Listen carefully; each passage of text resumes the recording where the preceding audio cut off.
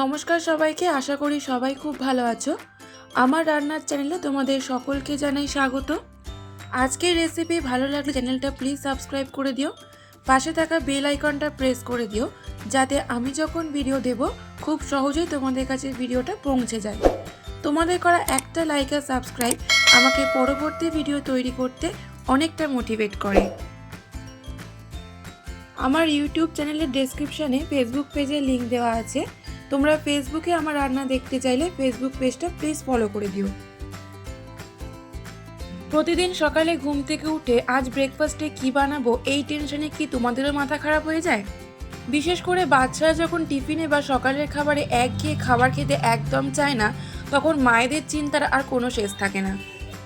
আজ আমি তোমাদের সাথে শেয়ার করব এমন একটা ব্রেকফাস্ট রেসিপি যা মাত্র 5 মিনিটেই তৈরি হয়ে যায়। কোনো রকম ঝামেলা ছাড়া হাতের কাছে থাকা খুব সামান্য কিছু উপকরণ দিয়ে আজকের এই চটজলদি রেসিপিটা খুব সহজেই বানিয়ে ফেলতে পারো। ভিডিওটা স্কিপ না করে অবশ্যই শেষ অবধি দেখার অনুরোধ রইল। চলো তাহলে দেরি না করে শুরু করা যাক আজকের রেসিপি।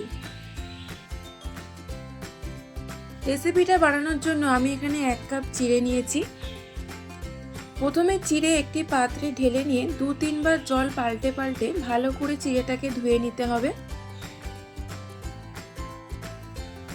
তারপর জল দিয়ে 5 থেকে 10 মিনিট চিড়েটা ভিজিয়ে রেখে দেব যাতে চিড়েটা নরম হয়ে যায়।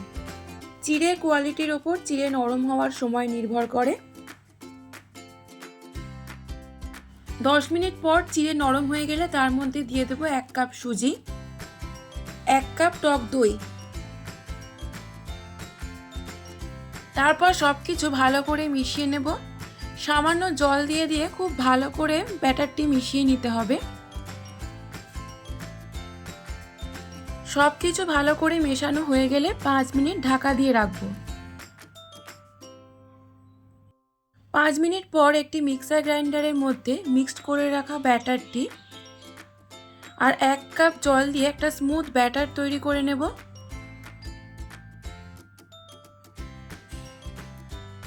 তারপর ব্যাটারটি একটি পাত্রে ঢেলে নেব। ব্যাটারটির মধ্যে দেব স্বাদ মতো নুন আর 1 পাতা ইনো।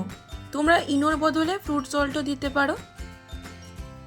সব কিছু আবারও ভালো করে মিশিয়ে নিতে হবে।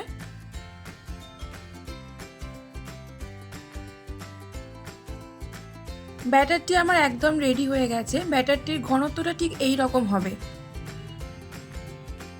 এবার আমি একটা ননস্টিকের ফ্রাই প্যান নিয়েছি। এই রেসিপিটা করতে আমাদের তেল ইউজ করতে হবে না। ফ্রাই প্যান গরম হয়ে গেলে 1 হাতা করে ব্যাটার ফ্রাই প্যানের মধ্যে দিয়ে দেবো।